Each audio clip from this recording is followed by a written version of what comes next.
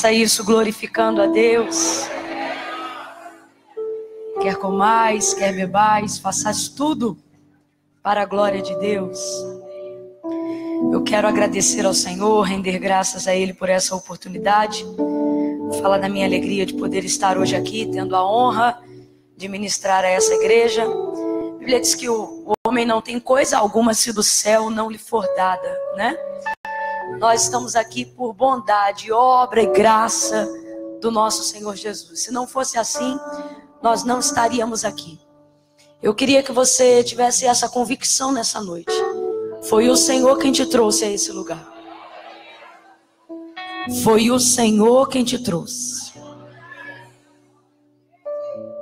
Convença, não fala só porque eu estou pedindo não. Porque a Bíblia diz que o que não é por fé é pecado. E Deus me guarde de ser uma pedra de tropeço para a sua vida. Se você não crê, não precisa. Mas se você acredita que pode ser um instrumento vivo da parte de Deus, pegue na mão da pessoa que está ao seu lado. Não faça disso um momento esquisito, não. Faça disso um momento importante. Segure com firmeza. Não fica com a mão requenguela com vontade de soltar, não, que a pessoa percebe. E é chato a beça, né? Segure com firmeza. Como quem veio aqui sabe que está aqui como instrumento vivo, não veio para fazer uma social. Como quem acredita no exercício da profecia e acredita no uso da palavra da fé. Segure na mão dessa pessoa e comece a fazer com que ela perceba do lado de quem ela sentou. Oh, aleluia. Aleluia. No 3 você vai dizer para ela: foi o Senhor quem te trouxe. Mas eu vou te pedir, não fala só porque eu estou pedindo, porque senão ela vai perceber. Fala na convicção de que você acredita de que Ele é o dono do querer e do efetuar. Porque tem gente que está pensando: eu vim porque eu vi um anúncio, eu vim porque o fulano me trouxe. Não, não. Tudo isso faz parte de um estratagema celestial, porque o céu conspirou em seu favor. A sua carne não opera voluntariamente bem algum para Deus. Se dependesse dela, você estava de perna para o alto no sofá hoje assistindo o Domingão do Faustão. A sua carne só milita em prol dela mesma. A sua carne, ela fica dizendo para você: não vai para a igreja não, você trabalha de segunda a sexta. Não vai para a igreja não, parte da sua família não é crente, você vai ficar longe deles. A sua carne só milita em prol dela mesma. Ela sufoca a sua alma, ela abate o seu espírito. Mas a palavra de Deus que está em nós, o espírito de vida, oh, aleluia. Ele sim, o Senhor nosso Deus, oh, Ele tem o governo e é detentor de todas as coisas.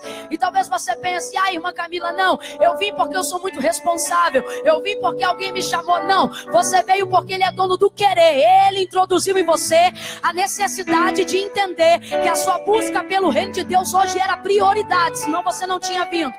Irmã Camila, eu bem que queria vir. Tinha gente que também queria vir, mas não chegou. Por quê? Porque não basta querer, tem que ser o dono do querer e do efetuar para conseguir chegar aqui. Então eu vou contar até 3. No 3, convença essa pessoa que ela não está aqui num domingão. Não. Esse dia estava marcado. Pessoas receberam livramentos de acidentes no trânsito só para o seu carro poder passar. Enfermidades que estavam agendadas pelo inferno foram proteladas por graça divina para que você conseguisse estar hoje aqui. Festas foram adiadas para você chegar. Visitas foram interrompidas para você estar aqui agora. Então no 3, pelo amor de Deus, no 3, você vai dizer para essa pessoa: foi o Senhor quem te trouxe. Vamos lá? É 1, é 2, é 3, diga. Foi o Senhor quem te trouxe. Foi o Senhor quem te trouxe. E Deus não é menino, Deus não é garoto, Deus não é de oba-oba, Deus é Senhor, Deus é responsável. Foi Ele quem te trouxe. Ele tem garantias, Ele tem uma palavra de segurança, Ele tem uma palavra de consolo, Ele tem uma direção. Uma direção, uma direção. Deus está falando comigo. Tem gente que entrou hoje aqui perdido, que nem quando estamos no endereço, sem GPS, mas o Senhor está dizendo: você chegou no lugar certo, eu tenho uma direção. Perceba que as suas veredas começam a ser endireitadas nessa noite. Oh, foi o Senhor quem te trouxe. Foi o Senhor quem te trouxe. Glória a Deus. Deus abençoe o bispo Peterson. Falei certo, bispo? Bispo Peterson, a sua esposa, bispa Lani Carla. É um nome meio americanizado, né? Uma parada meio forte, né? Lani, é goiano. Lani Carla, é chiquérrimo. Deus abençoe, bispa, a família de vocês. Deus abençoe essa igreja. Deus continue dando força, graça, crescimento. Deus continue podando e fazendo crescer, e podando e fazendo crescer, e podando e fazendo crescer. E quando alguém tentar cortar, que vocês continuem crescendo até pelo renovo do cheiro das águas, e continue crescendo, crescendo, e brotando e reverdecendo. Você recebe essa palavra? Você é dessa igreja? Recebe essa palavra? Que o crescimento na sua vida seja contínuo, não importa se é lento ou se é rápido. O importante é que ele seja contínuo, constante, né? Deus abençoe a vida dos irmãos. Eu quero glorificar a Deus porque já estou sabendo de uma mega novidade. Eu queria aproveitar e compartilhar com você aqui nessa noite. Vão ser nos dias 26, 27 e 28 de outubro agora desse mês. Vai estar acontecendo aqui a conferência Mulher de Valor. Você que é mulher, faça esse investimento na sua vida, na sua alma. Paulo falou uma coisa que eu queria compartilhar com os irmãos, com as mulheres.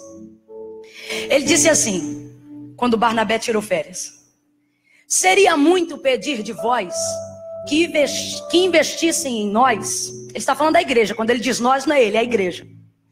Seria muito pedir de vós que investisse em nós as coisas materiais, haja vista que nós gastamos a nossa vida para investir em vós as coisas espirituais. O que ele está dizendo é o seguinte, para os ouvintes da carta. Ele está dizendo o seguinte: é muito difícil que vocês façam um investimento material naquilo que hoje é e amanhã não é em nós. Haja vista que eu pago o preço de uma vida inteira para conseguir semear em vocês coisas espirituais, ou seja, coisas que não podem ser pagas por valor nenhum terreno. Ele está falando isso, ele está reclamando, porque Barnabé está recebendo, outros apóstolos estão recebendo, mas ele abriu mão do direito de receber para dar continuidade à construção, às obras missionárias. Só que em contrapartida ele está construindo tenda de segunda a sexta e devotando a igreja apenas no final de semana. Então, tendo conhecimento de que nós estamos falando de Paulo, um poliglota, alguém que subiu até a terceira atmosfera celestial, teve revelações tão profundas, aonde mesmo ele tendo um vocabulário tão vasto, disse que não vai conseguir descrever, porque eram coisas inefáveis de serem escritas. Nós estamos falando de alguém que praticamente morreu e reviveu pelo poder da oração. Estamos falando de alguém que adorou depois de ter sido açoitado e viu uma cadeia inteira no pátio inferior tremer e não destruir nada, abrir só tramela. Estamos falando de um homem experimentado, e ele está instruindo as pessoas da seguinte maneira: não retenham em investir materialmente em mim. Essa palavra é de Paulo. Não retenham de investir materialmente em mim, só porque aquilo que eu invisto em vocês não é material. O que ele está dizendo é o seguinte: o que eu invisto em vocês não tem preço, mas tem valor. Não seria muito pedir de vós que investissem em mim preço? Por que eu estou falando isso? Eu não tive nem tempo de conversar com a bispa, mas eu vi aqui que tem inscrição e eu não sei quanto que é. E sinceramente, quando a nossa prioridade é o reino de Deus, o preço é o que menos importa, o valor é o que mais importa. E quando eu digo valor, eu estou falando daquilo que não pode ser pago, eu estou falando daquilo que não pode ser estipulado. Eu estou falando sobre os dias que eu acredito que em oração essas mulheres têm regado para o dia 26, 27 e 28 de outubro. Então você que é mulher, dê prioridade para o reino de Deus. Procure hoje um banner como esse e veja como é que você faz a inscrição. Veja aí na sua agenda onde é que você vai estar no dia 26, 27 e 28 de outubro. Irmã Camila, eu não posso estar os 3 dias. Vem um. Vem no primeiro, vem no último, vem no meio. Mas não deixe de vir. Priorize isso. Ai, irmã Camila, eu vim despreparada hoje. Eu conheço esse despreparo. A gente também vai despreparado para o shopping. Ninguém vai para o shopping para comprar uma roupa. Mas quando chega lá que a gente gosta, a gente passa cartão, a gente negocia, a gente parcela, a gente conversa. Por quê? Porque na verdade, a gente se programa para tudo que é prioridade. Ai, eu não vou mais achar um sapato igual a esse. Ai, mas uma blusa igual a essa é só essa. Aí você diz assim, moça, tem outras, é a última.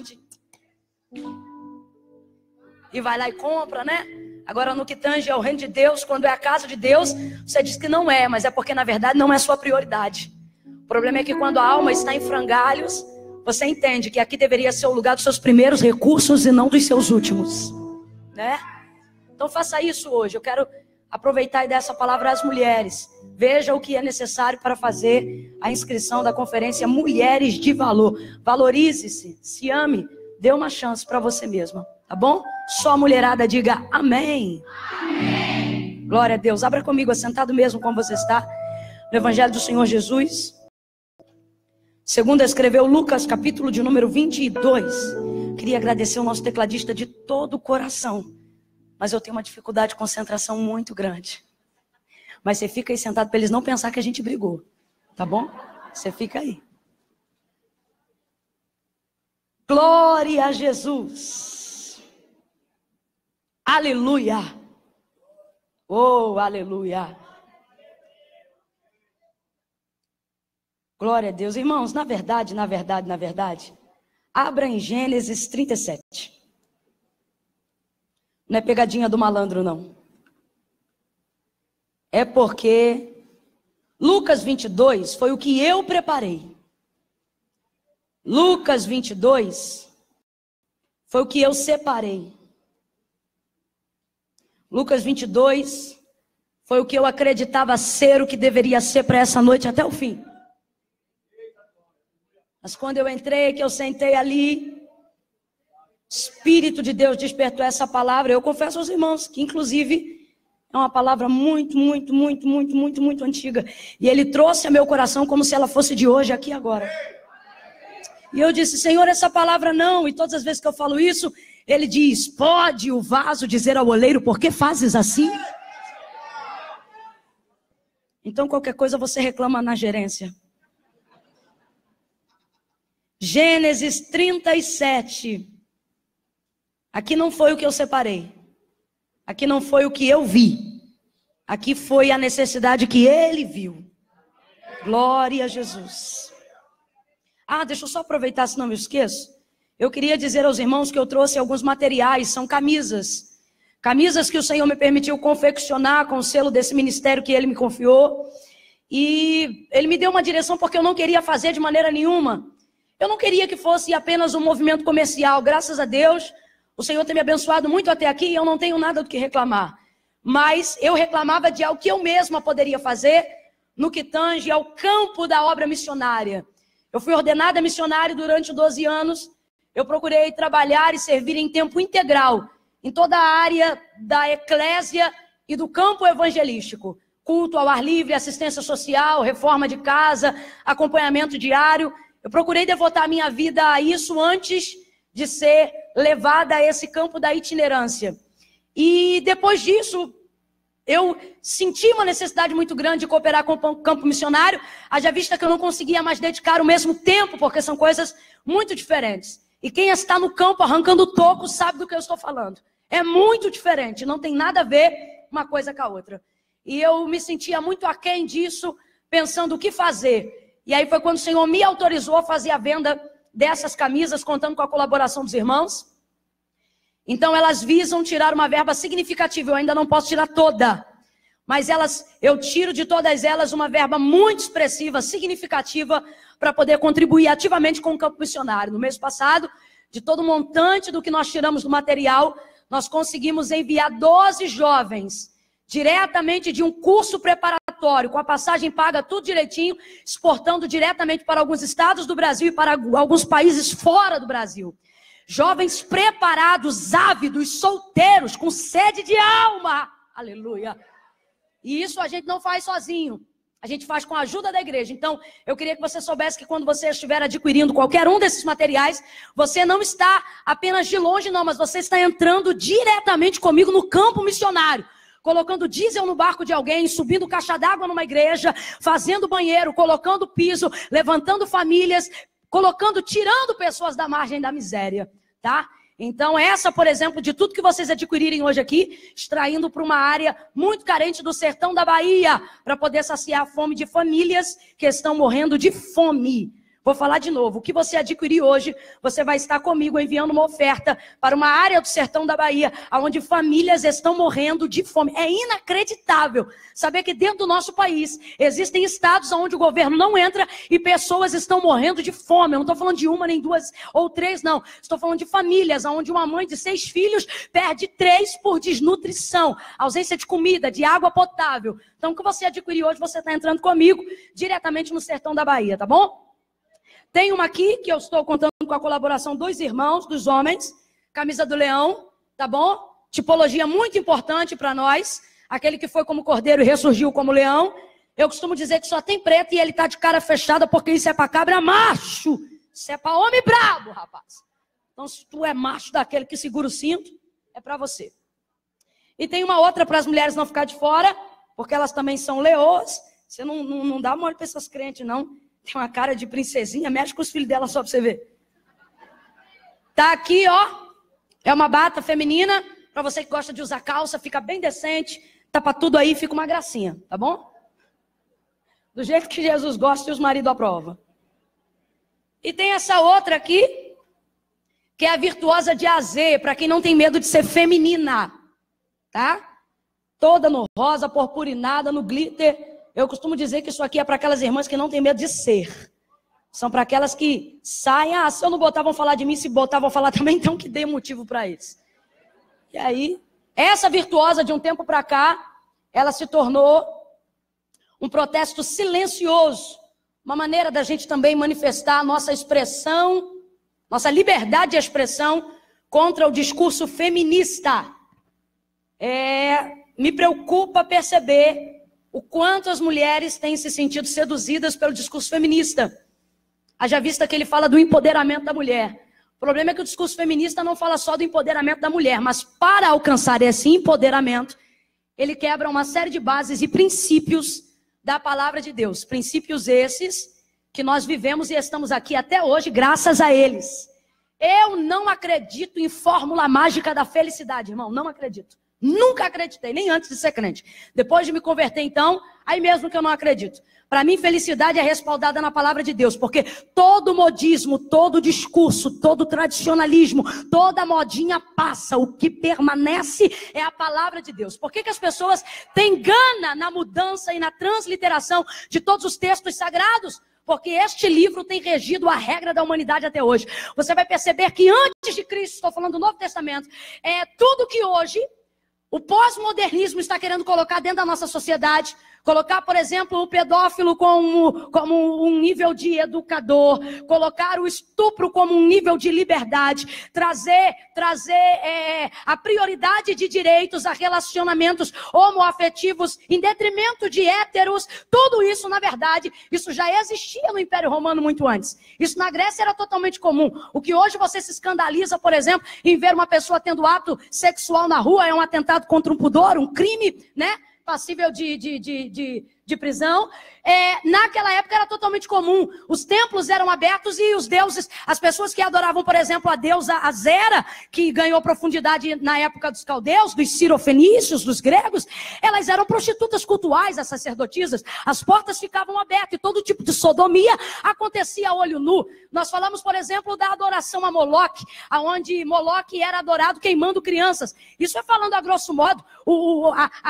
A bacia de bronze ou de prata, na verdade ela ficava disposta, o fogo ficava embaixo daquilo que tipificava um ventre, e as crianças eram colocadas ali, e a parte de cima da bacia era tapada. Na verdade elas não eram mortas queimadas, era muito pior, elas eram mortas cozidas, e isso era natural, e precisava, vai escutando aí, precisava respeitar a liberdade de expressão de cada cultura. De desgraça. E aí me vem para cá hoje, aí o que aconteceu? Isso foi sendo levado com muita liberdade. Não apenas em tribos, em culturas nativas. Quem está me ouvindo, diga amém.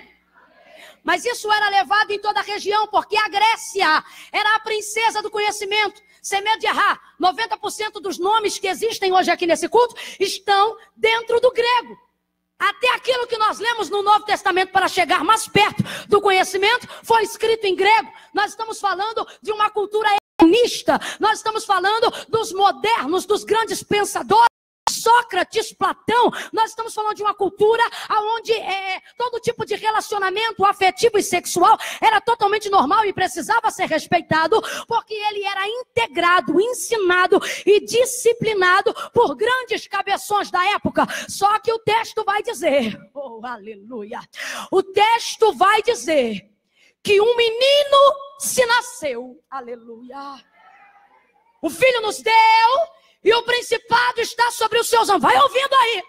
Tudo isso era normal, tudo isso era tranquilo, tudo isso que hoje estão querendo colocar e tentando confundir a sua mente com esquerda, direita. Tem nada de esquerda e direita não. O que tem é inferno em ação desde antes da sua existência. Desde antes de Sócrates, desde antes de Platão. Eu estou simplificando porque Deus está mandando aqui. E vem agora. Tudo isso, irmão, mas tudo isso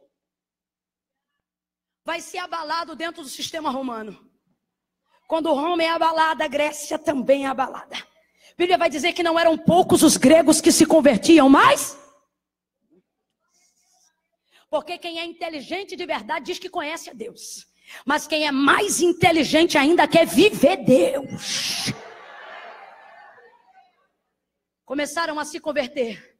Jesus vem à terra, vai andando, vai desfazendo as obras do mal. Ele diz, para isto se manifestou o Filho do Homem, para desfazer as obras do diabo. De que obras Jesus está falando, irmãos? Ele diz que o mundo jaz no maligno. Esse governo estava na mão de Satanás. Por isso tudo isso era comum. Por isso atesta-se o uso da cultura para tentar trazer essa aprovação. Mas a Bíblia diz que desde o dia em que Jesus veio, vai ver o que Paulo fez em Éfeso em 7 dias com o templo da deusa Diana. Mais de 200 anos de história vão cair em 7 dias. Quem está entendendo que eu estou falando de Jesus aqui? Quem está entendendo que eu estou falando do poder de Deus aqui? Aí é por isso que alguém vai fazer uma escrita, vai trazer um artigo em uma revista de influência brasileira e vai dizer, gente incômoda, os incomodados que se mudem, ou Diana se curva, ou Éfeso se curva, ou a sociedade aprende, ou a gente que incomoda vai continuar dizendo que Jesus é o Senhor e desfazendo as obras do diabo. Essa gente morena sabe quem é Deus. Essa gente pobre sabe quem é Deus. E por que essa gente incomoda tanto? Porque essa gente entra na classe das elites.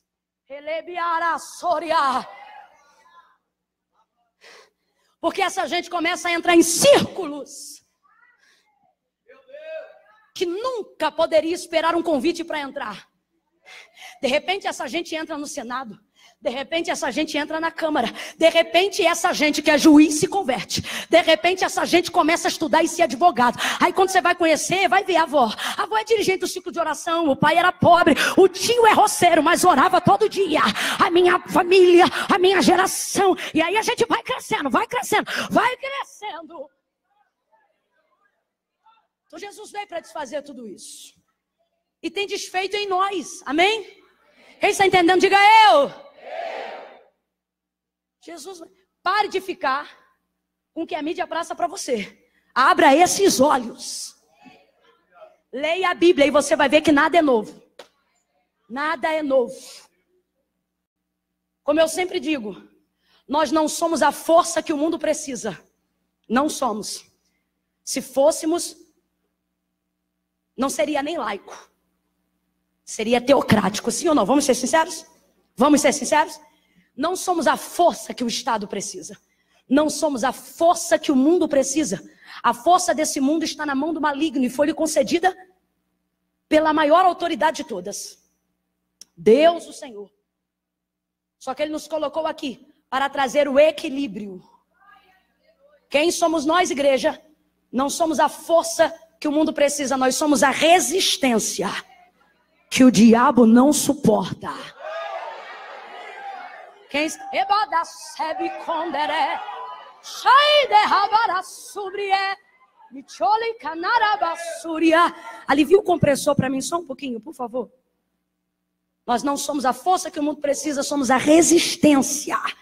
É por isso que nós fazemos parte do movimento da reforma. O pastor falou aqui sobre o protestantismo, sobre o pentecostalismo. Nós fazemos parte de um movimento e de uma reforma que não precisou trazer na mão uma pedra nem um pau. Pelo contrário, a gente chegou até aqui apanhando, não foi batendo. Chegou aqui apanhando, não foi batendo. Só que aguentar as pancadas nos trouxeram aqui até onde nós estamos. A gente não chegou aqui catucando os outros no WhatsApp, ferindo os outros em rede social, se escondendo atrás do muro cibernético. Isso é covardia. A gente chegou aqui, irmão, dentro do quarto, de porta fechada, fazendo culto, orando, professando a verdade da nossa fé, defendendo, argumentando a razão de nossa fé. Quem está entendendo, diga amém. Então não me leva a mal, não. Essa centelha que quer fazer protesto aqui, quer fazer protesto ali e não resolve nada, isso é fogo de palha. Você não quer doutrina, você quer status. Agora, se você quiser falar do poder de Deus, ser a resistência que o mundo precisa para que o caos de Satanás não tome conta de tudo enquanto a igreja estiver aqui, nós precisamos nos posicionar em oração, combatendo esses modismos. E agora eu me dirijo diretamente às mulheres, porque como mulher, eu preciso falar que está sendo perceptível que muitas de nós estão se sentindo seduzidas com o discurso feminista, por causa do empoderamento. E não faça cara de que não gosta de poder, não, que a gente gosta. A gente aguenta assalto é por causa disso. Porque a gente gosta de poder. Mas a gente quer para a nossa vida todo o poder que a palavra de Deus nos garante. Bota sua mente para funcionar. Essa falta de insubordinação, de insubmissão feminina. Essa revolta que não pode botar a barriga no fogão. Ah, você quer? Que não pode lavar uma roupa, que não pode passar uma camisa. É porque está pensando que eu sou tapete, você não está percebendo. Mas você está seduzida com o discurso feminista. Esse destempero está afetando você. Nós sempre fomos articuladas, não porque fomos servas, mas porque a gente conseguia se desdobrar dos dois lados, sim ou não? A gente acorda cedo, bota as crianças para a escola, faz uma arrumação em casa, deixa a comida congelada, vai fazer faculdade, pega no estágio, sai do trabalho, entrega a mesada, pega as crianças, chega em casa, escova o cabelo, toma banho, passa perfume, mete o salto, amarra a cinta e vem para o culto. É assim ou não é?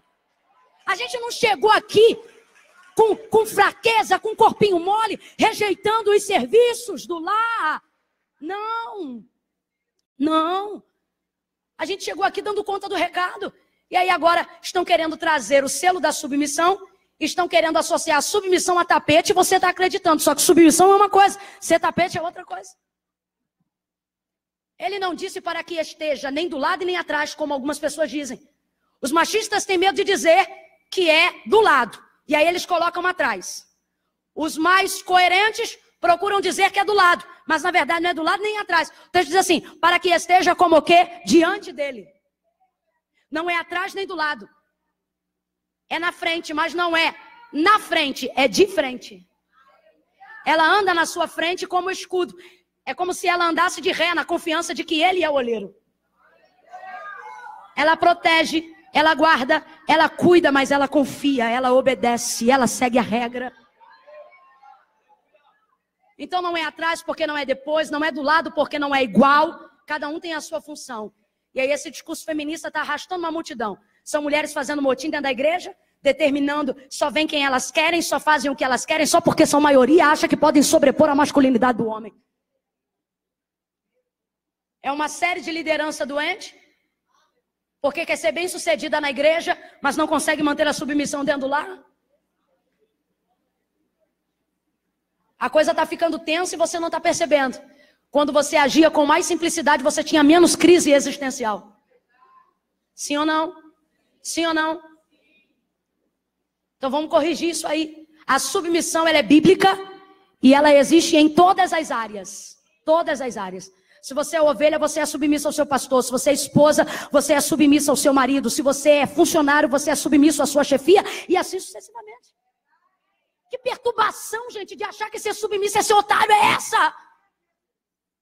Ah, irmã, mas a gente tem que lutar pelo nosso lugar. Deixa eu falar um negócio para as mulheres cristãs. Nós conquistamos esse lugar, não foi ofendendo as pessoas, não. A gente chegou aqui pagando o preço de silêncio para poder ter a oportunidade de falar. Aí hoje vem pegar o microfone e quer meter a marreta em todo tipo de masculinidade. E adora aqueles elogios, né? Ai, irmã, é por isso que Deus tem levantado as mulheres, porque os homens estão uma cambada de frouxo. O Senhor te repreenda. Você não está percebendo que Satanás está querendo quebrar a régua que Deus levantou para abençoar as mulheres? Aqui, ó, presta atenção. Quando, há 20 anos atrás, numa noite de domingo, o culto que chamamos de oficial e principal, na nave da igreja, uma mulher tinha a oportunidade da principal ministração da noite. Vamos lá, não precisa ir muito longe não. Qualquer um aqui que tem depois dos 25 anos de idade sabe do que eu estou falando? Lembra aí aonde? Nem em comunidade, nem em nenhuma outra igreja, nem em nenhuma outra denominação. Não tinha. Não tinha. Sim ou não? Quando alguém dava, ainda tinha que ser aqui embaixo. Não podia subir. Quem lembra disso? Estou falando besteira ou estou falando a verdade? Chegamos aqui com sabedoria. O pessoal quer falar de força para fazer. Eu quero ver ter força para calar. Porque a gente chegou aqui pagando preço de silêncio. E aí agora estão querendo quebrar a régua. Para quê? Para colocar a gente de novo lá no final da fila. E alguém está dizendo, tem que lutar pelo nosso espaço. Aí eu te pergunto, você compra um sapato que não é teu número? Compra. Tu vai na loja, você veste 40 e você diz assim, me vê aí um 36. É assim? Não. Porque você não compra o que não te cabe, sim ou não? Sim ou não? Que preguiça do cão é essa, sim ou não? Sim. Sim. Então que maneira lutar espaço, irmão? Meu espaço está em Deus, meu lugar está em Deus. Minha terra está em Deus, o lugar que eu ocupo é o centro da vontade de Deus. O que Deus tem para mim é meu. O homem não pega, nem o bicho não come. Está na mão de Deus. Então eu queria convidar as mulheres. A virtuosa, fica de pé aí, André, que eu já te devolvi. Essa ali que a Andréia está usando. É um protesto silencioso. Mas Camila, você está fazendo isso tudo para vender camisa? Não, não estou. Até porque eu sei que tem gente que não veio e não está preparado. Pode sentar, Dé, obrigada. Mas é porque eu queria ver as mulheres posicionadas. Porque essa balela de internet não está resolvendo nada. É um protesto silencioso? É, mas é um protesto. Porque a gente não faz barraco, mas sabe mandar recado. Então é um protesto. Eu queria dizer a mulherada, vamos nos posicionar. Aí, mas agora que a irmã falou, eu nem quero mais, porque senão, sei lá o que vão fazer comigo na rua. Vai que essa aí vai para a internet, não sei o quê. Ou você é cristã, ou você é feminista. Mas Camila, a irmã está totalmente errada. Totalmente. Eu tenho direito à minha liberdade de expressão. Exatamente, você tem a tua, eu tenho a minha, a oportunidade está comigo. E ou você é cristã, ou você é feminista. Irmã, eu posso ser os dois. Não, você pode querer, agora ser não vai ser não. Eu devo 10. Eu devo 10 reais na venda do João. 10 reais. Tem que pagar 10 reais. Só que eu só tenho uma nota de 5. Eu vou lá e coloco na nota.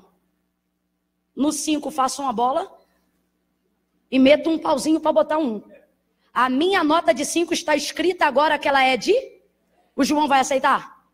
Vai pagar a dívida? Assim é tudo aquilo que você quer que seja, fazendo uso da liberdade de expressão sem respeitar o direito. Você quer, mas não vai ser. Você vai pregar, mas não vai ser. Você vai falar, mas não vai ser. Você vai ter que pensar que tem crédito, mas não vai ter. Você vai querer respaldo, mas não vai ter. Quem está entendendo, diga amém. Então é isso, minha gente. Tem que ser posicionado. E não é como a gente quer, é como está escrito. A Bíblia ainda é o manual prático de regra, vida e fé cristã para nós. Não adianta de, mas esse não é de particular interpretação, é o que está escrito e ponto final. Quem está entendendo, diga amém. Então, para as mulheres é um protesto silencioso. É alguém que está dizendo, eu não tenho vergonha de ser feminina, eu não tenho vergonha, se eu quiser eu faço comida para o meu marido sim, o problema é meu. Se eu quiser eu tenho 10 filhos, não estou pedindo comida para ninguém.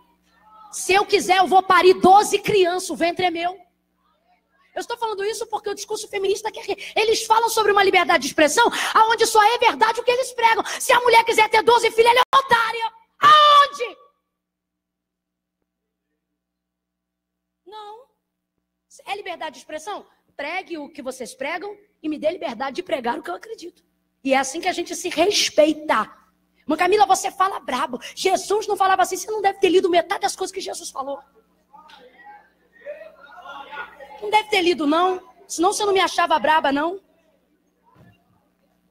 E é isso aqui. Eu falo porque falo alto, porque é meu jeito de ser enfática. Mas você não vai me ver tacando pedra. Você não vai me ver sendo indiscreta, fazendo exposição em rede social. Pode entrar nas minhas redes sociais aí.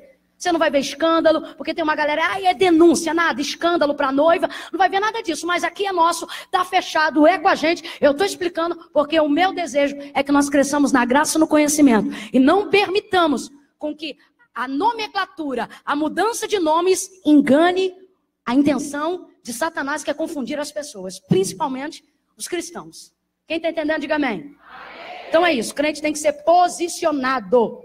Mano, não vou coisar não, que eu não gosto de confusão. Se não gosta de confusão, se posiciona. É por isso que o mundo está uma confusão. Porque o povo não se posiciona, quer ser tudo. Quer ser tudo, não sabe nem o que é mais.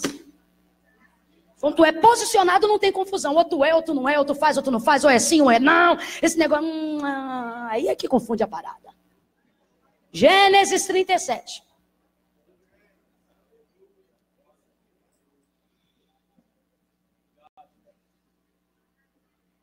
Oh, aleluia! Aleluia! A Bíblia diz que quando Deus fala, a congregação diz glória. Se o Senhor falar com você nessa noite, reaja glorificando. Ai, irmã Camila, eu só glorifico se eu sentir. Eu te conheço.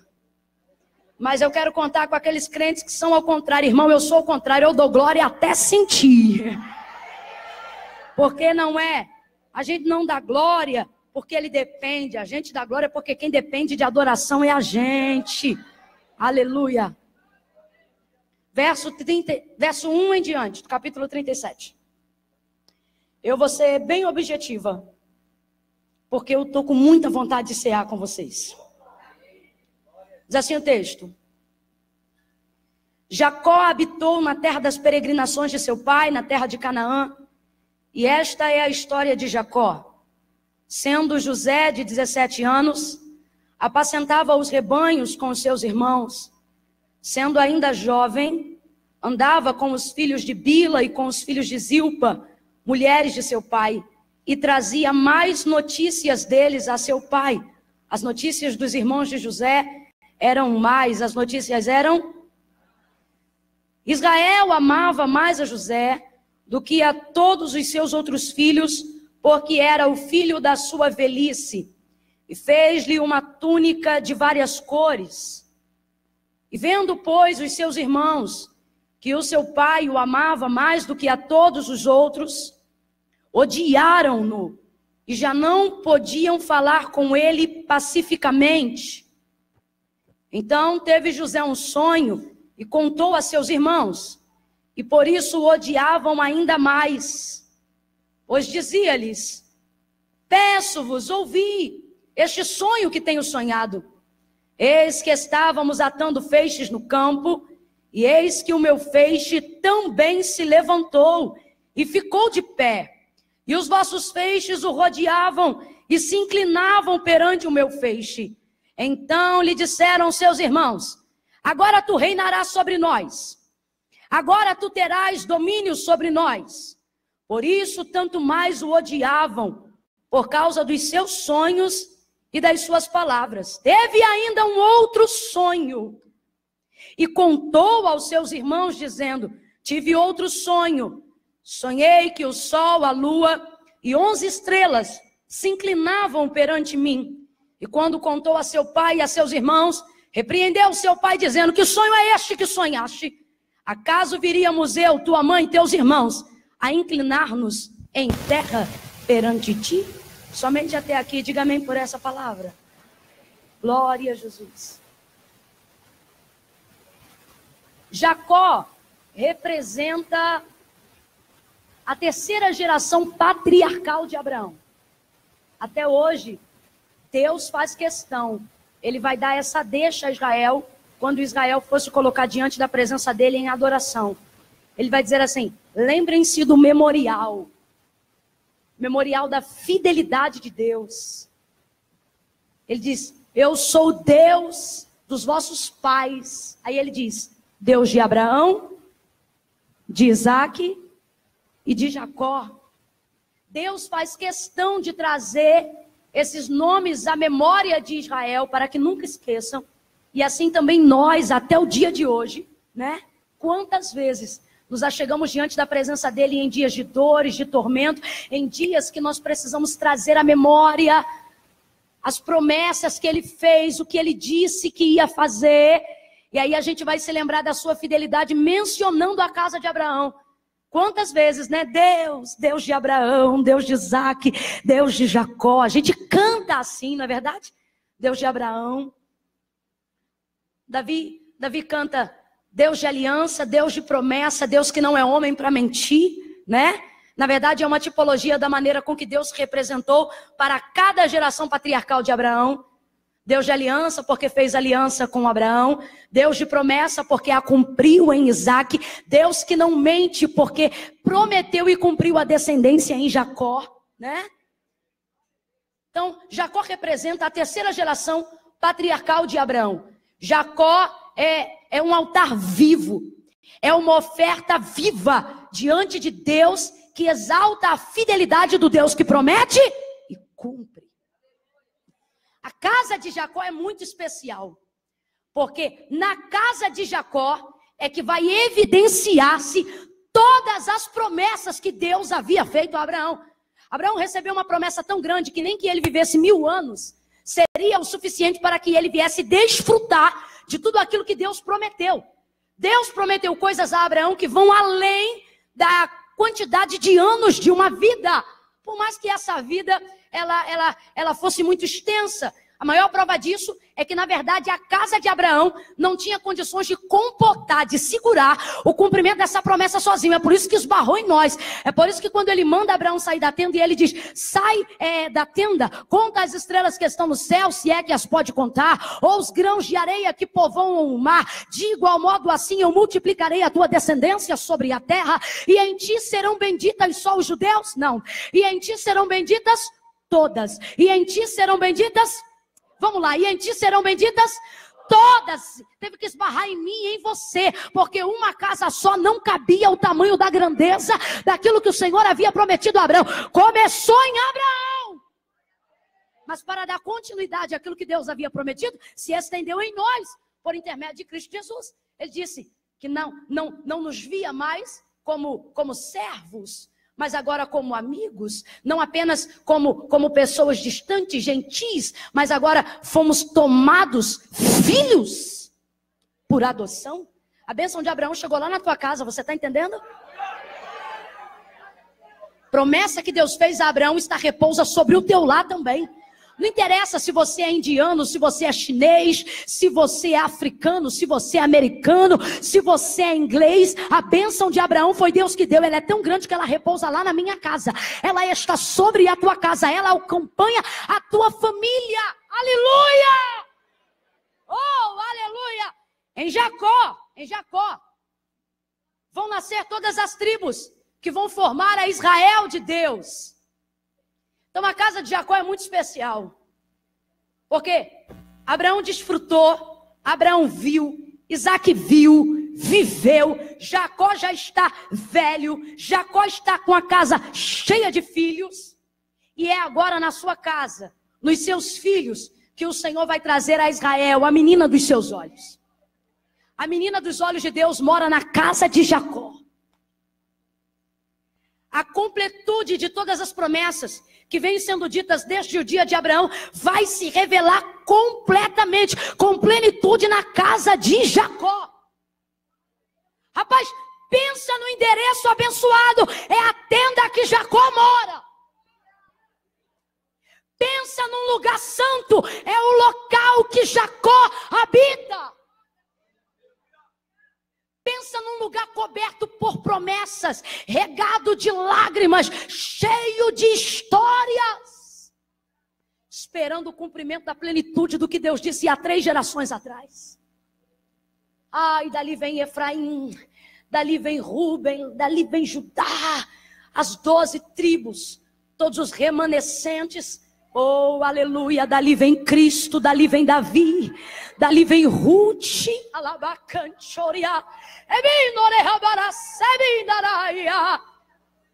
que casa, dá uma olhada para o teu irmão e diga, que casa, oh, diga, que casa, agora olha para ele e diga, está aparecendo lá em casa, está aparecendo, quem te olha assim não diz, mas se soubesse a quantidade de promessas que você é portador, oh, aleluia! Agora Deus vai trazer uma eleição, Deus vai levantar sobre um homem da casa de Jacó. Não é Jacó, porque Jacó Deus já levantou. Agora é muito interessante, porque a narrativa do capítulo 37, ela começa dizendo assim, esta é a história de Jacó, esta é a história de... Foi o que você leu comigo no verso 2. Esta é a história de Jacó, ponto. Aí já vem assim, sendo José de 17 anos. É engraçado, porque o texto diz que a história é de... E não para de falar de José até o capítulo 45 do livro de Gênesis. Mas a narrativa do texto diz que a história é de... Mas não para de falar de José. Até o capítulo 47 é José. Mas diz que a história é de Jacó. Porque às vezes quando o Senhor nos confia algo, ou confia algo a quem conhecemos, ou confia algo a quem reconhecemos, como nós, por exemplo, que reconhecemos a Abraão, a Isaac, a Jacó. A história é deles, mas se completa em outros filhos. Eu quero que você redobre o seu entendimento, porque eu não vim pregar de José, eu vim dizer que você é o José de Deus. Eu vim dizer que em você está a continuidade das bênçãos que o Senhor nos garantiu por intermédio da sua aliança a Abraão. Entenda como isso é forte. Não adianta você querer pisar em Israel e não entender isso. Não adianta você querer subir no Sinai e não entender isso. Deus te trouxe aqui para te dizer, não adira apenas à cultura de Israel. Ai, tome posse também das promessas que chegaram em nós por intermédio de Israel. Agora Deus vai levantar um moço na casa de Jacó. Ele diz que a história é de Jacó, mas ela só fala de José. Algumas histórias, para serem contadas, precisam de alguns personagens que não estavam na história. José tinha 17 anos, o mais jovem. Na verdade tinha Benjamim. Só que Benjamim ainda não tinha idade suficiente para ser contado entre os tais. Então, José com apenas 17 anos de idade. O texto vai dizer que é ele. Quem é José, gente? Vai se tornar o governador do Egito. O homem a quem o coração de Faraó, a maior potência global da época, vai se inclinar diante dele para favorecê-lo. Eu não sei se você está entendendo, mas a unção, a palavra que está sobre a vida de José, a vocação de seu sonho, de seu legado, ela é tão grande, que José é aquele tipo de pessoa que quem diz não para todo mundo diz sim para ele. Eu quero crer que o que repousa sobre a tua casa é tão grande que não tem porta que ficará fechada quando você chegar. Eu quero crer que o que Deus confiou sobre a sua casa é tão grande que não tem semblante que vai ficar fechado quando você mostrar essas canjicas e começar a rir debaixo da graça de Deus. Eu estou declarando da parte de Deus que uma unção irresistível. Eu nunca falei isso, mas estou sentindo de liberar isso hoje aqui. Uma unção irresistível. Eu estou sentindo de falar de novo. Uma unção irresistível vai repousar sobre a tua vida para você ver o cumprimento das promessas que estão sobre a tua casa. Os grandes vão se inclinar a você, os poderosos vão te chamar de amigo, os governos da terra vão abrir as portas para você. Aonde o dinheiro não entra, você vai entrar. Orabai do rebaracé.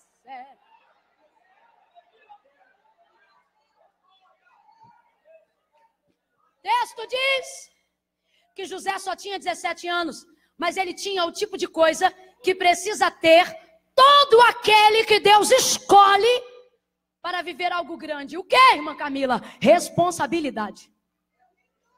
Ele só tinha 17 anos, mas ele tinha... Vamos parar lá comigo. Ele só tinha 17 anos, mas ele tinha... Dentre todos os seus outros irmãos, ele era mais novo. E o texto diz que os irmãos iam apacentar o rebanho de seu pai e ele também ia. Os irmãos iam trabalhar e ele também ia. Os irmãos acordavam cedo e ele também acordava. Ele cuidava dos rebanhos. Não era uma tarefa tão fácil quanto você pensa. Volta e meia na escola bíblica dominical a gente tem a memória daquele Davi pequenininho, bonitinho, num campo verdinho. Com um cajado gostoso e umas ovelhas felpudas. E a gente pensa, que maravilha ser pastor. O campo não é assim. A gente trabalha com o lúdico para as crianças aprenderem. Na real, a maioria das ovelhas eram criadas em desertos. Por isso que Davi vai falar de pastos como quem fala de oásis, porque era coisa rara. Achar grama verde em terra seca. As ovelhas não são tão felpudas, elas são teimosas e cabeçudas. Por isso ele vai dizer que pegava o óleo e introduzia pela narina, porque elas costumavam colocar o bedelho em animais mortos, em coisas que não deviam, e as moscas entravam, faziam depositório no cérebro, e a maioria das ovelhas morria de loucura. Porque os vermes lhe comiam a cabeça e elas começavam a ficar. Então Davi, sendo um bom pastor, pegava o óleo, ungia na cabeça, introduzia nas narinas, colocava em volta da boca, para que quando elas visitassem qualquer carniça, qualquer animal morto, a mosca não tivesse acesso pelo poder do azeite, pelo poder do óleo. Eita, pastor bom! É pastor que unge a cabeça das ovelhas. Né? Mas não era uma obra fácil de se fazer. José era pastor de ovelhas. Precisava se usar um tecido fino e leve para aguentar o calor do deserto, mas ao mesmo tempo era necessário levar consigo uma manta ou uma mochila carregando pelo menos alguma coisa parecida com um lençol, porque na virada da tarde, se uma ovelha perdesse, você precisava continuar procurando, porque você deveria a elas a responsabilidade do pão diário da casa. Então não se podia perder a ovelha. Então era difícil. A terra era seca, a sandália ficava barrenta, o pé ficava rachado, como disse o pastor aqui. O suor comia no lombo e o sol batia pesado no quembo.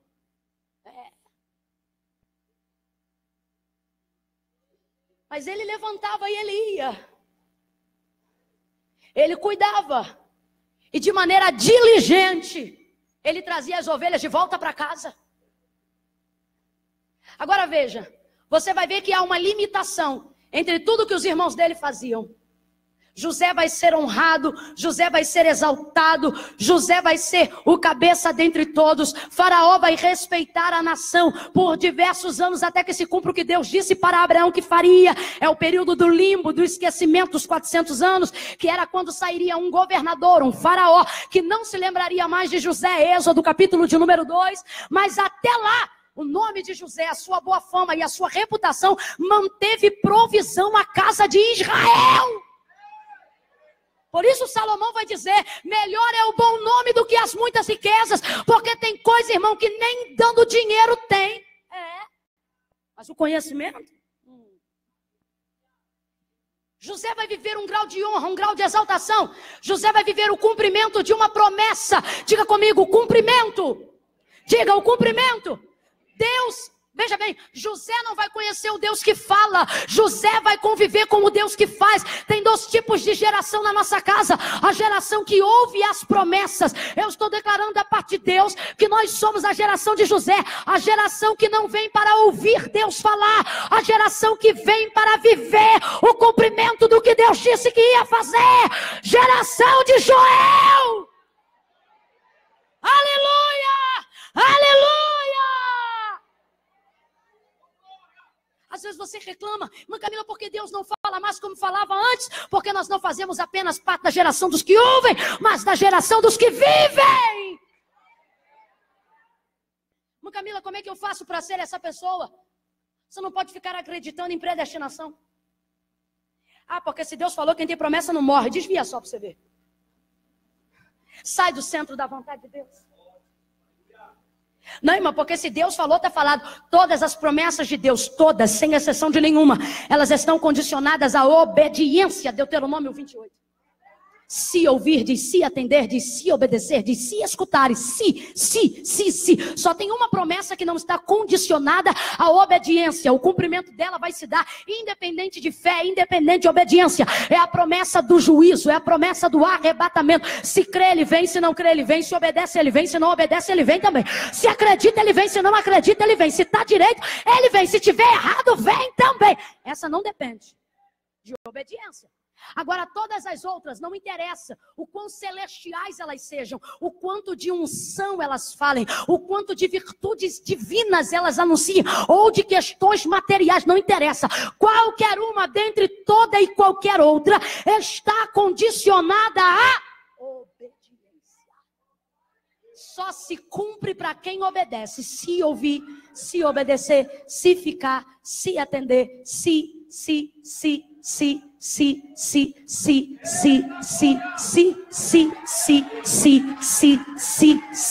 e se. Porque você não conhece minha avó, menina? Minha avó foi a dirigente do ciclo de oração, você não sabe a quantidade de coisa que minha casa ouviu. Deus te trouxe aqui para te sentar nessa cadeira e dizer se. Porque tu não sabe, menina? Meu pai é pastor, meu pastor é bispo, meu tio é fulano de tal. Tu não está entendendo? Minha tia é a profeta fulana da Carola do Monte, da campanha de Daniel. E Deus te trouxe hoje aqui para dizer, senta aí para ouvir, porque é só se. Eu queria que você entendesse que a escolha de Deus sobre a vida de José não faz parte de predestinação, faz parte de vocação. Irmã Camille, qual é a diferença? A predestinação independe de comportamento, por isso a gente não prega ela. Agora, a vocação depende de aderir, de tomar posse daquilo que você acredita que é para você, desde que seu comportamento case com aquilo. Se adeque com aquilo. Aí você diz assim, irmã, não foi a soberania de Deus que escolheu José, não. A soberania de Deus está sempre evidente. Mas quem trouxe o governo de Deus sobre a vida de José foi o comportamento de José. Da casa dele vai sair um governador. Da casa dele vai sair alguém que vai guardar os hebreus. Da casa dele sai a provisão que vai saciar a fome da terra. Quem é? É Judá? É Manassés? É Efraim? É Rubem? Vai ser quem se encaixa com a palavra. Aí quando você olha para o texto, olha o que o texto vai dizer.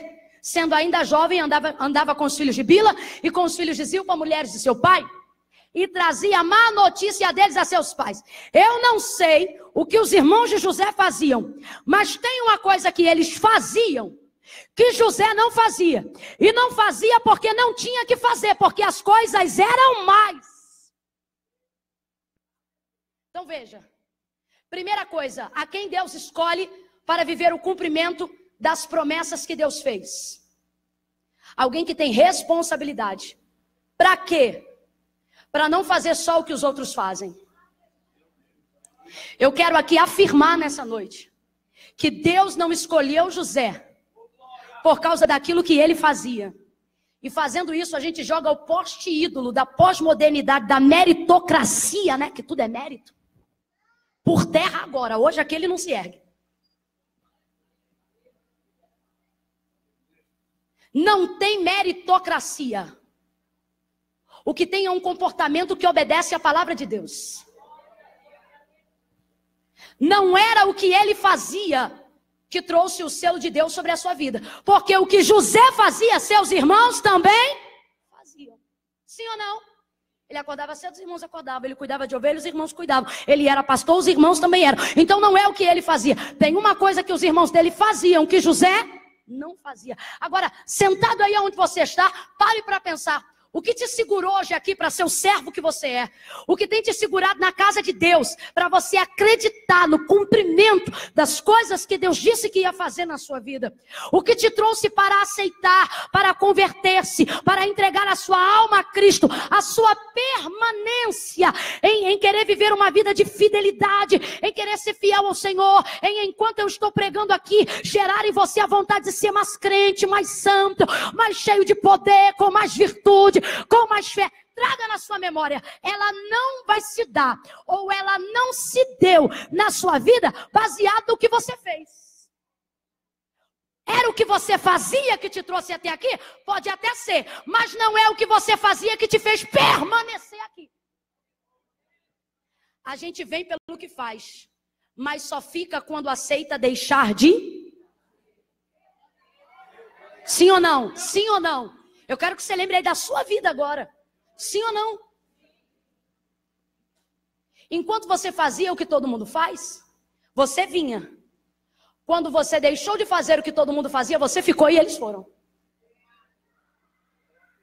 Deus te trouxe aqui para te dizer, não te confunda.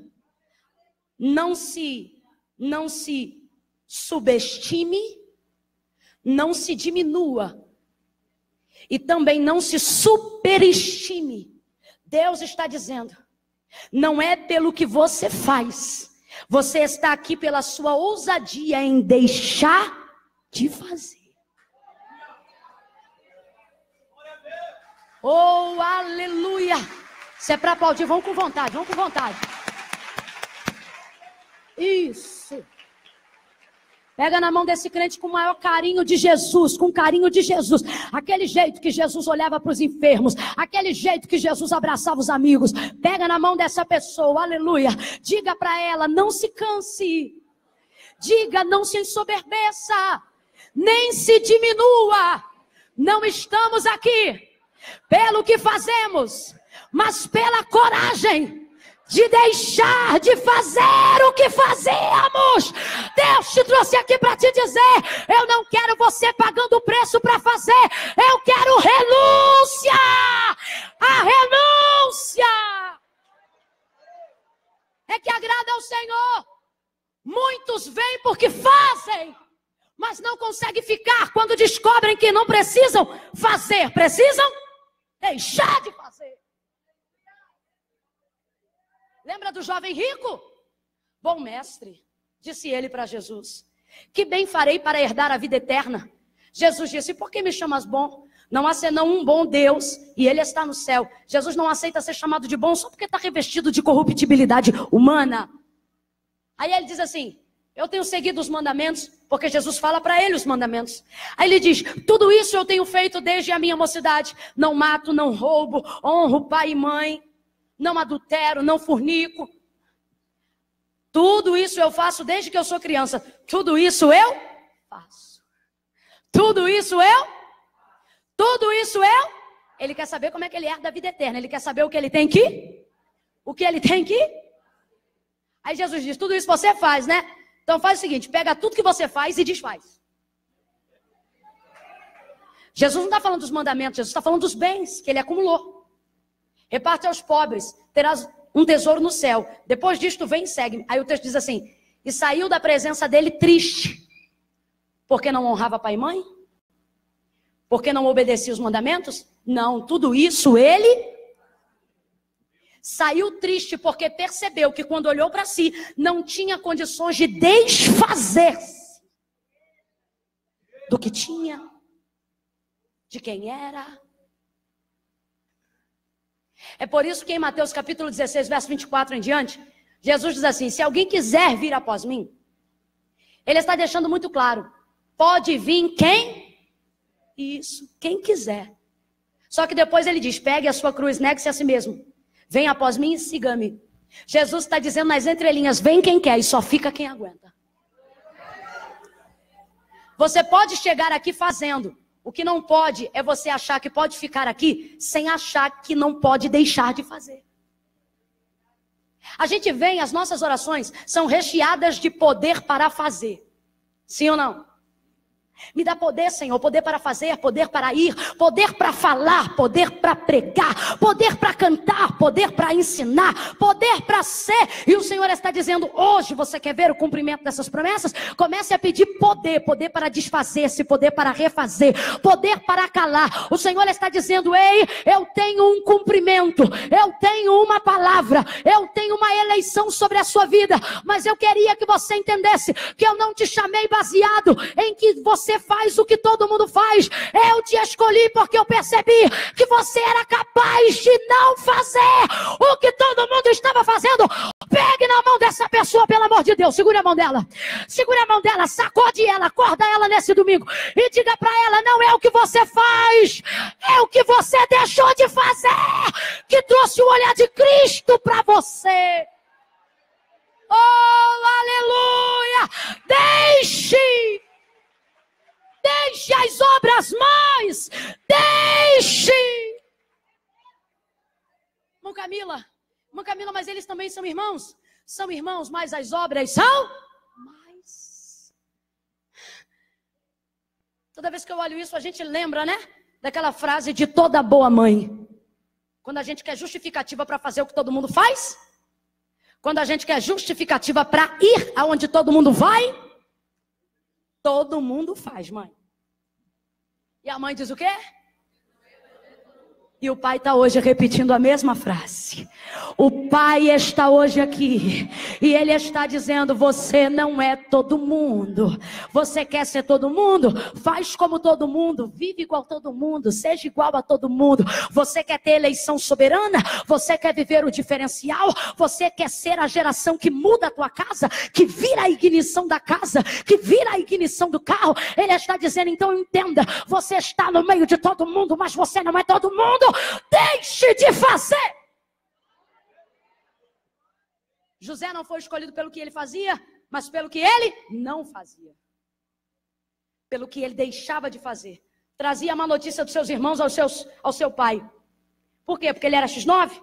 Quantas vezes a gente vê pregador colocando José na posição de um garotinho mimado, né? Mas a cultura dos hebreus não é assim.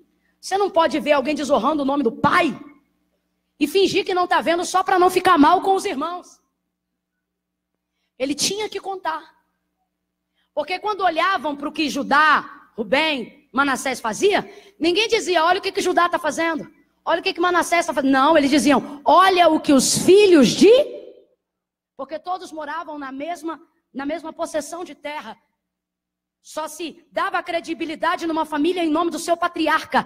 É por isso que a primeira pergunta que se fazia, tanto entre os hebreus como depois, entre os israelitas, o termo mais popular, era o seguinte, de quem você é filho?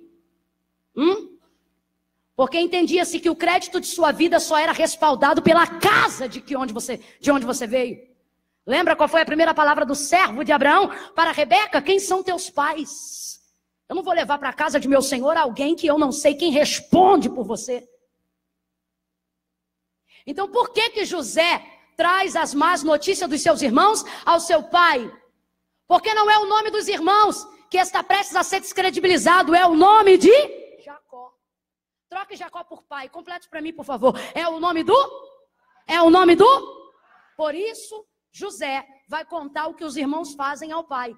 Não é porque ele quer ser esses 9, é porque o pai não pode perder a credibilidade por causa dos seus irmãos. O pai não pode perder a credibilidade por causa dos seus. Dá uma olhada pro teu irmão e diz, conta.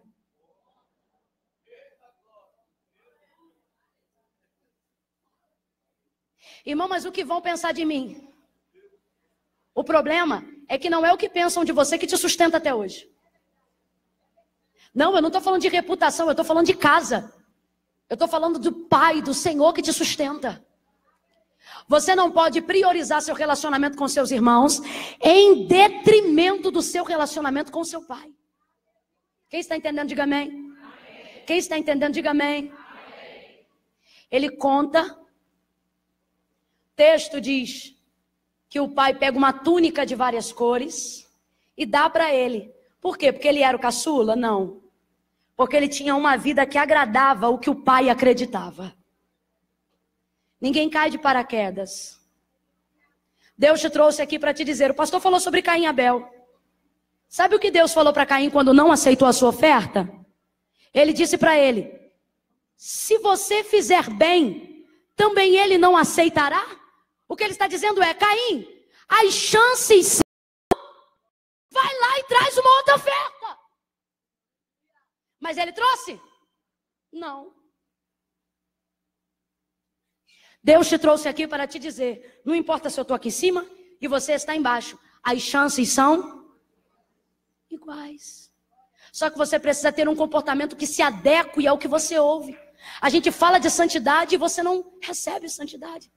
A gente fala de promessa e você não estimula a sua fé. A gente fala da grandeza de Deus e você continua falando da grandeza das obras mais. Deus te trouxe aqui para te dizer: encaixa a tua vida naquilo que eu estou te falando. E você vai ver. Ele recebe uma túnica de várias cores. Fala da nossa vocação, do nosso ministério, do que Deus nos chamou para fazer. Deus está dizendo para você que está me ouvindo hoje aqui: eu tenho uma túnica para você. Não importa o quanto digam, o quanto discordem, essa túnica é sua. E Deus está dizendo: por que você não tem usado essa túnica? Por quê? Porque você tem priorizado a opinião das pessoas a seu respeito. Tem gente aqui deixando de comprar o carro que pode, por medo do que vão dizer. Tem gente aqui deixando de se relacionar com quem gosta, por medo do que vão falar. É gente deixando de ser o que Deus chamou para ser, só porque está no meio de gente que ainda não é. Quem não é, não vai entender o que você foi chamado para ser. Só que você não pode deixar de ser o que Deus te chamou para ser, só porque você habita no meio de pessoas que ainda não entenderam quem são. Quem é José? José é a referência que Deus levantou em Israel, para entender a que nível e a que patamar o Senhor queria elevá-los sobre todas as outras nações. Deus te trouxe hoje aqui para te dizer: pega a tua túnica e veste. Agora, essa túnica traz algumas dores de cabeça. Por causa disso, os seus irmãos vão odiá-lo ainda mais. Mas ele continua usando. O que é isso? Eu preciso priorizar o que Deus quer que eu seja. Eu não posso cantar menos do que eu canto só porque você não suporta a minha firula. Eu não posso tocar menos do que eu toco só porque você acha que meus anos de estudo foram para ser metido. Eu não posso deixar de pregar com todo o conhecimento que eu busco para aplicar a palavra, só para você não achar que eu sou trouxa. Eu vou usar, eu vou fazer, eu vou ser, eu vou celebrar, eu vou ter, eu vou pisar, eu vou entrar.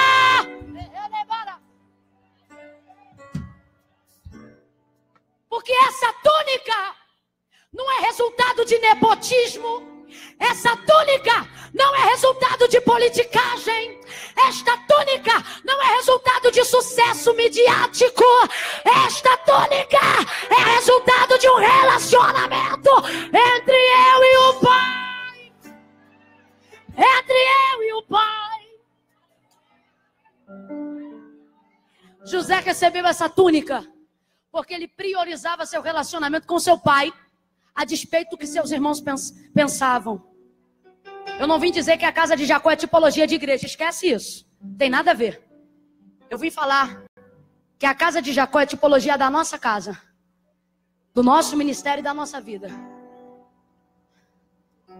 Nessa noite, tem gente que pegou a túnica que o pai deu, botou numa gaveta, porque não quis encarar a sociedade, vendo os problemas que essa túnica te gerou. É gente que foi chamado para cantar, mas não canta. Foi chamado para pregar, mas não prega. Foi chamado para ser um influenciador de opinião, mas não opina. Foi chamado para exercer governo, mas não governa. Foi chamado para impactar hostes espirituais no poder de Jesus em oração, mas não ora. Foi chamado para influenciar a igreja em adoração. Você tem um coração de Maria, você tem um serviço de Marta, mas você tem se ocultado por causa do que dizem, pela maneira com que jogam indireta, pelo jeito com que te catucam. Só que o Senhor está dizendo: ei! Não espere a compreensão de quem ainda não se entendeu.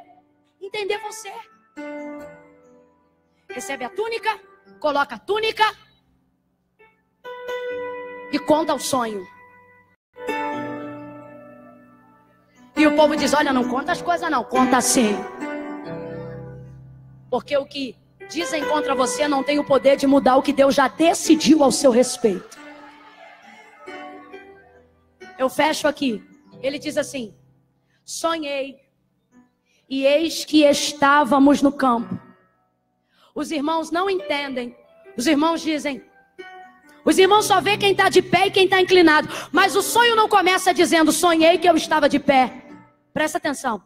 O sonho não começa dizendo, sonhei que vocês estavam inclinados. Não. O sonho de José começa dizendo, sonhei que estávamos. A quem Deus vai levantar? Qual é a pessoa que Deus levanta para exaltar? As pessoas que conseguem sonhar, começando o sonho com a palavra, estavam. Sonhei que estávamos no campo. Ele não disse eu estava. Ele não disse vocês inclinados. Ele não disse apenas eu de pé. Ele começou o sonho dizendo, o sonho era meu, mas vocês estavam nele. O sonho era meu, mas vocês estavam nele. Eu estava no campo e vocês estavam comigo. Pegue a mão dessa pessoa que está do seu lado. Pergunta para ela, tem lugar no seu sonho para mim? Deus está dizendo, porque se tiver, eu não tenho dúvida que você é a pessoa que Deus vai levantar nesse tempo. Eu não tenho dúvida que você é a pessoa que Deus vai levantar na sua casa. Um filho que dá lugar para sua mãe, uma esposa que dá lugar para o seu marido, um marido que honra a sua esposa, um pai que inclui os seus filhos, um irmão que inclui os seus irmãos. Tem lugar no seu sonho para mim? Se tiver, fica de pé.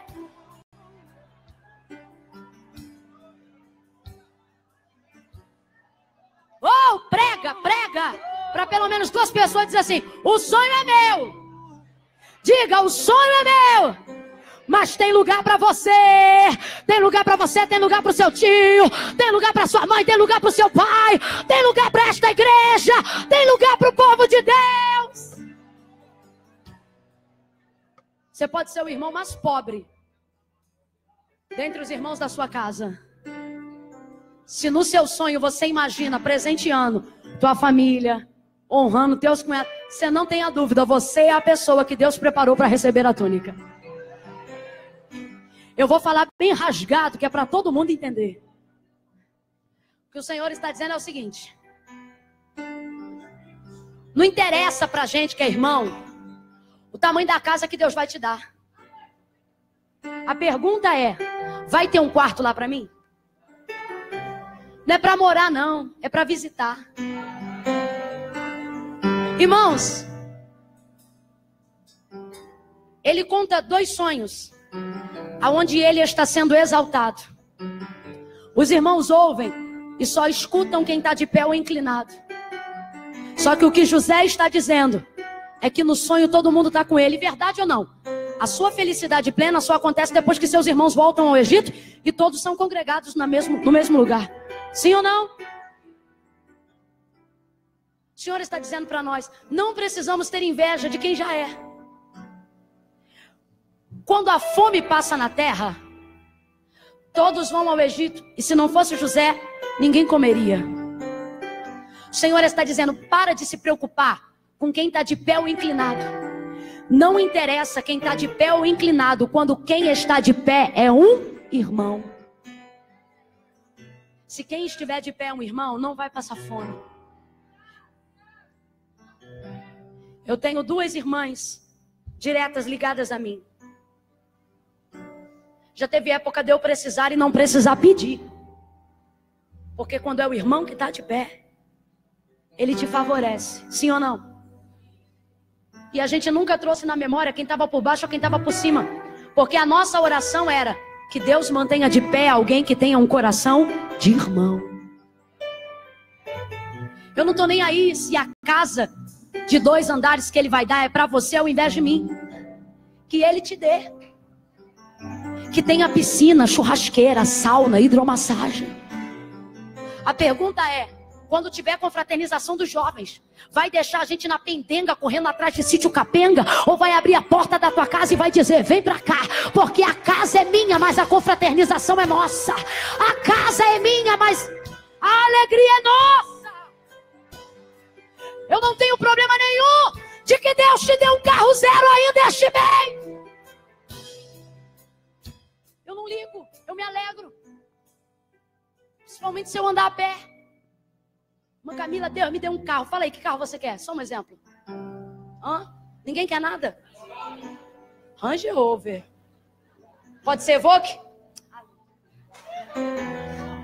Que Deus dê para a irmã ali uma Range Rover. Uma Evoque.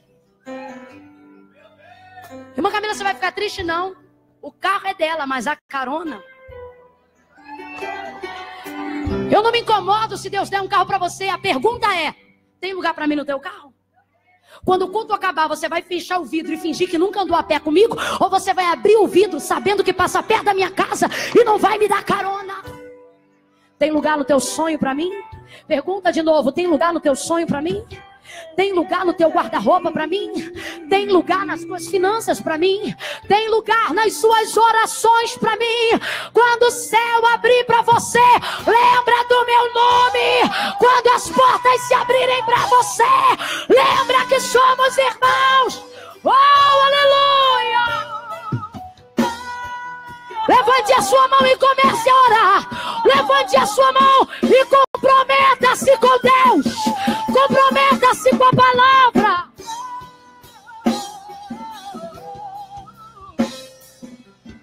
Oh, Deus!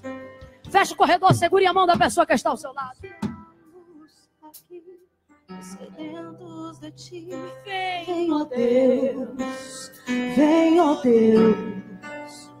Enche esse lugar. Fecha o corredor.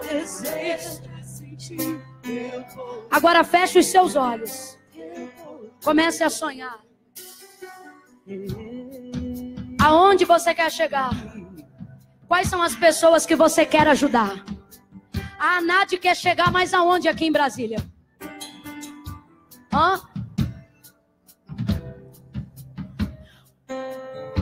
Você quer faculdade para quê? E esse diploma vai resultar em quê? E esses 4 carros são com que propósito? Essas ações que Deus vai multiplicar. E esse seu amor por Deus, pela obra, isso esbarra em mais quem? Isso alcança mais quem? Quantas pessoas estão sendo? Quantas pessoas serão alcançadas por aquilo que Deus vai fazer em sua vida? Eu quero agora ouvir a oração de netos que estão pedindo condições para abençoar seus avós. Eu queria que começassem a orar agora as filhas que querem tirar a mãe do lugar que mora. Eu queria ouvir agora os filhos que estão orando para que o pai venha concluir a faculdade. Eu queria ouvir agora a oração de mulheres por esposos, maridos. Mulheres que estão dizendo, Senhor, me dá mais condições lá na minha loja para eu poder pagar a faculdade do meu marido, do meu filho. Aonde estão essas pessoas? Comece a orar. Aonde estão os pais que querem formar filhos doutores? Aonde estão as mães? Aonde estão os jovens que querem abrir faculdades? Aonde estão as pessoas que querem entregar bolsas de estudo? Aonde estão as pessoas que querem trabalhar na assistência social? Aonde estão os donos de mercado? Aonde estão? Aonde está você? Aonde está o seu negócio? Aonde está o seu empreendimento? Traga agora em oração. Senhor, eu quero ter para fazer. Eu quero fazer para abençoar. Eu quero abrir na minha casa mais lugar para as pessoas que eu amo. Eu quero prosperar para abençoar a tua obra. Eu quero abençoar. Eu quero que a igreja tenha uma instituição de ensino. Eu quero abrir um curso teológico. Oh Deus! Então vem me incendiar meu coração. Em nome de Jesus, Senhor, faz essa obra. Recebe a oração desse homem, a oração dessa mulher aí agora. Oh Deus, recebe. Recebe, Senhor. Que essa noite o Senhor possa virar páginas, mudar histórias, prosperar abundantemente, colocar os teus filhos sobre governos terrestres.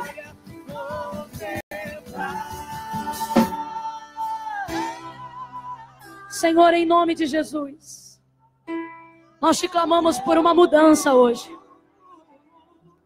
Não dos sonhos, mas das intenções. Ensina-nos a abrir espaço no sonho para caber os irmãos. Tira de nós essa individualidade, esse egoísmo. Abre em nosso coração mais espaço. Nos ajuda a perdoar quem nos fez mal. A ajudar a matar a fome de quem nos ofendeu. Nos dá um coração nobre como o de José. Ensina-nos a sonhar, a pagar preço, para termos a alegria de saciar as pessoas que estão à nossa volta, de que vale uma vida, de que vale uma realização, de que vale um negócio, de que vale tanto dinheiro, de que vale sucesso, de que vale status, se eu não puder ajudar ninguém. Eis que estávamos, Senhor, a palavra diz, eis que estávamos. O sonho era dele, mas tinha lugar para todo mundo. Ajuda essas pessoas que estão agora orando por condições para ajudar seus irmãos.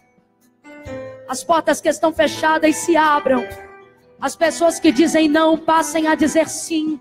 Coloca na mão delas a chave da vitória, que em todo o trajeto e em todo o período, Senhor, elas possam cooperar para o lugar que o Senhor preparou para elas. Prepara-te, damos glória aí. Nós oramos assim em nome de Jesus. Eu vou contar de 1 a 3. Quando eu disser 3, você vai dar o melhor abraço. Eu falei o quê? Abraço. Eu falei o quê? Tapinha nas costas, o pessoal da rua nos dá, é abraço. Você vai sair do teu lugar e vai dizer para essa pessoa: tem lugar para você no meu sonho. Tem lugar para você no meu sonho. Oh, eu sonho em te abençoar. Eu sonho em te fazer prosperar. Eu sonho em te ajudar. Eu conto 1, recebe essa palavra profética. Eu conto 2, levanta a tua mão e recebe essa unção que despedaça todo jugo. Eu conto 3, procura alguém aí agora. Abraça essa pessoa. Abraça essa pessoa. E diga pra ela: tem lugar no meu sonho pra você. Tem lugar no meu sonho pra você.